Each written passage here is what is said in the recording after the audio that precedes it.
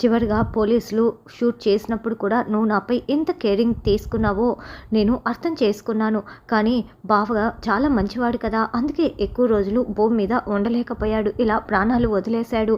బావని నేను మర్చిపోలేకపోతున్నాను అని భూమి కన్నీళ్లు కారిస్తూ ఆ బుక్ మొత్తం రాసి ఉంటుంది. ఇదంతా చదివిన ఆకాష్, నువ్వు ఓన్లీ కామన్ మ్యాన్ అనుకున్నాను గగన్. నువ్వు ఒక జెంటిల్‌మ్యాన్. అంతకంటే మిస్టర్ పర్ఫెక్ట్ అన్న అర్థానికి పూర్తి అర్థాన్ని ఇస్తున్నావు నువ్వు. అసలు భూమి నీపై ఎంత ప్రేమ పెంచుకుందో నాకు ఈ మాటల్లో మొత్తం అర్థమవుతోంది. కొంతమంది వాళ్ళ స్వార్థం కోసం మిమ్మల్ని విడదీశారని తలుచుకుంటేనే నాకు గుండె బరువెక్కిపోతోంది అని ఆకాష్ ఎమోషనల్గా ఫీల్ అవుతూ ఉంటాడు. తర్వాత ఉదయం అవగానే ఆకాష్ ఒక గిఫ్ట్ ప్యాక్ పట్టుకొని లోపలికి రాగానే శారద ఎదురు వస్తుంది. హాయ్ అమ్మ, హాయ్ అని దానిని దాచిపెట్టుకొని ఆకాష్ హాయ్ చెప్తూ ఉంటాడు. ఏం వంట చేస్తున్నావు అని ఆకాష్ అడగడంతో నీకు ఇష్టమని బెండకాయ కర్రీ చేస్తున్నా అని శారద చెప్తుంది. హో నైస్, ఓకే వెళ్ళి తయారు చేయి అని ఆకాష్ చెప్తాడు. అప్పుడే పూరి ఎదురు వస్తుంది. హాయ్ అన్నయ్య అని పూరి అంటే హాయ్ పూరి అని ఆకాష్ మళ్ళీ ఆ బ్యాగ్ వల్ల కంటపడకుండా దాచిపెట్టుకొని ఉంటాడు. నేను కిచెన్లోకి వెళ్తున్నా అంటూ పూరి కూడా వెళ్తుంది.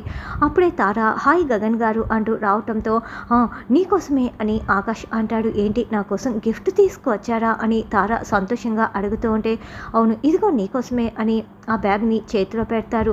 ఏముంది ఇందులో అని తార అంటే ముందు నీ గదిలోకి వెళ్ళి ప్రశాంతంగా కూర్చొని ఓపెన్ చేయి, అప్పుడే ఆ సర్ప్రైజింగ్ గిఫ్ట్ ఏంటో నీకే అర్థమవుతుంది అని ఆకాష్ చెప్పడంతో okay thank you so much అని తార చాలా సంతోషంగా పట్టుకు వెళ్తుంది.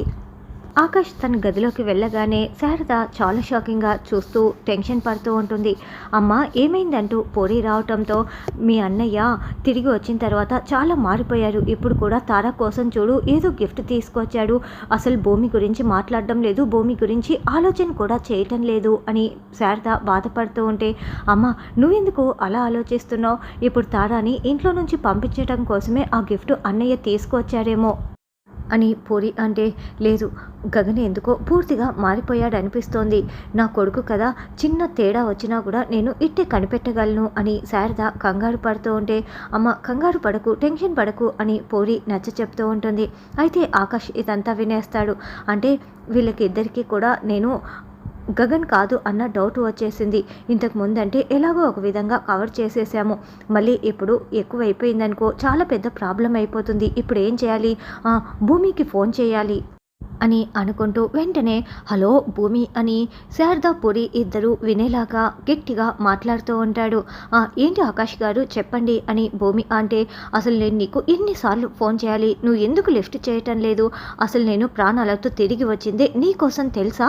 నువ్వేమో అక్కడ నేనేమో ఇక్కడ, నాకు అనుక్షణం నువ్వు గుర్తుకు వస్తూనే ఉన్నావు. ఏంటి భూమి ఇదంతా కూడా అని ఆకాష్ చెప్తుంటే ఏయ్ నువ్వేం మాట్లాడుతున్నావు, నీకేమైనా అర్థమవుతుందా? నువ్వు నా కోసం ప్రాణాలతో తిరిగి రావటం ఏంటి, అసలు ఏం మాట్లాడుతున్నావు అని భూమికి అర్థం కాక నిలదీస్తూ ఉంటుంది.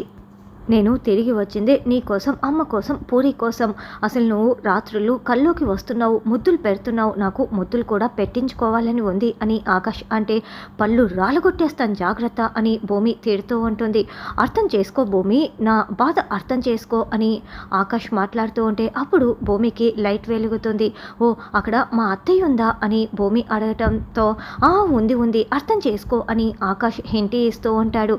చూసావా అమ్మ, నువ్వు అన్నయ్య గురించి చాలా బాధపడ్డావు, ఇప్పుడు చూడు ఎలా మాట్లాడుకుంటున్నారో అని పూరి చెప్తుంటే శారద సంతోషంగా వింటూ ఉంటుంది.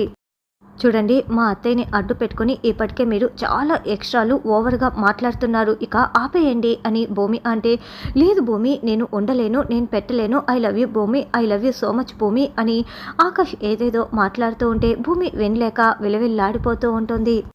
I love you, I miss you, I kiss you అని చెప్తుంటే అబ్బా ఇతగాడికి ఎవరైనా చెప్పండి ఏంటి ఇలా రెచ్చిపోతున్నాడు అని భూమినే వినలేక కొట్టేస్తానంటూ వార్నింగ్ ఇచ్చి ఫోన్ పెట్టేస్తుంది. తర్వాత కూడా ఆకాష్ కొంచెం రెచ్చిపోయి ఫోన్ పెట్టేస్తాడు. ఇప్పుడు నాకు చాలా సంతోషంగా ఉంది, ప్రాణానికి ప్రాణంగా ప్రేమించిన భార్య పక్కన లేకపోతే గగన్ ఎంతలా బాధపడుతున్నాడో నేను చూస్తున్నాను పూరి, ఇదే నాకు కావాల్సింది, నాకు చాలా సంతోషంగా ఉంది, వీళ్ళిద్దరూ కలవాలని కోరుకుంటున్నాను అని శారద చెప్తుంది. అలాగేనమ్మా అని పూరి అంటుంది. అమ్మయ్య అని ఆకాష్ అనుకుంటూ ఉంటాడు. తర్వాత శారద గుడికి వెళ్ళి, తల్లి నా గురించి నేను ఎప్పుడూ కూడా కోరుకోలేదు. నా జీవితం అంతా ఏడుపుతోనే నిండిపోయింది. ఇది నా తలరాత అనుకున్నాను. కానీ ఇప్పుడు నా కొడుకుకి కూడా అదే జీవితాన్ని ఎందుకు ప్రసాదిస్తున్నావు? నా కొడుకు సంతోషంగా ఉండాలి. నా కొడుకు జీవితంలో చీకటి అనేది ఉండకూడదు. నేను పూజలు చేస్తూ ప్రసాదాలు నైవేద్యాలు అన్నీ సమర్పిస్తున్నాను, అన్నీ చేస్తున్నాను కదా, మరి నా కొడుకుకైనా మంచి జీవితాన్ని ప్రసాదించు అని చేతిలో కర్పూర హారతి వెలిగించి మరీ శారద వేడుకుంటూ ఉంటుంది. తర్వాత అలా పూజ చేసి బయటికి రాగానే అక్కడ ఒక స్వామీజీ ఉంటారు. తల్లి, నీ ఏడుపు నేను చూస్తున్నాను, కానీ ఒక తల్లి ఏడుపు ఈ ప్రపంచానికి అస్సలు మంచిది కాదు. నువ్వు అలా కన్నీళ్ళు పెట్టుకోకూడదు, ప్రపంచానికి మంచిది కాదు అని స్వామీజీ చెప్తుంటే, మరి ఏడవకుండా ఏం చేయాలి స్వామి? నా కొడుకు కోడలు విడిపోయారు, వాళ్ళు కలుసుకోవాలని నేను ఇలా బాధపడుతున్నాను, ఆ తల్లిని వేడుకుంటున్నాను అని శారద అంటుంది. తప్పకుండా నీ కొడుకు కోడలు కలుసుకుంటారమ్మా, చాలా సంతోషంగా ఉంటారు. అందుకు నేను చేతనైన సహాయం మీకు చేస్తాను, ఏం చేయాలన్నా చేస్తాను తల్లి. వాళ్ళ జాతకాలు ఉన్నాయా అని స్వామీజీ అడగటంతో, ఉన్నాయి స్వామి అని శారద చెప్తుంది. భూమి గగన్ల జాతకాలు పరిశీలించిన తర్వాత, వీళ్ళ జాతకాల్లో దోషాలు ఉన్నాయమ్మా, పెళ్ళైన తర్వాత వీళ్ళు సత్యనారాయణ స్వామి పూజ చేశారా అని అడగటంతో, చేయలేదు స్వామి అని శారద చెప్తుంది. ముందు ఆ వ్రతం చేయించండమ్మా, తర్వాత ఏ ఏ పరిహారాలు చేయాలో నేను చెప్తాను అని స్వామీజీ చెప్పడంతో, అలాగేనని శారద అంటుంది. వెంటనే కేపీకి ఫోన్ చేసి, ఏమండి ఎప్పుడు మనం కలుసుకునే గుడికి ఒకసారి వస్తారా ఖాళీగా ఉంటే అని శారద చెప్పడంతో, శారద నువ్వు పిలిస్తే నేను తప్పకుండా వస్తాను, ఎందుకు ఏంటి అని అడగను, నువ్వు పిలిచావు అంతే చాలు శారద, ఉండు ఇప్పుడే వస్తున్నా అని కేపీ బయలుదేరి వస్తూ ఉంటారు.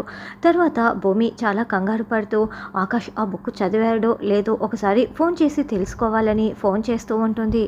ఓ భూమి కాల్ చేస్తుంది, ఏం అవసరం పడిందో ఏంటో, చెప్పండి మిసెస్ భూమి అని ఆకాష్ మాట్లాడుతూ ఉంటే, నేను ఇచ్చిన బుక్ చదివారా అని భూమి అంటుంది.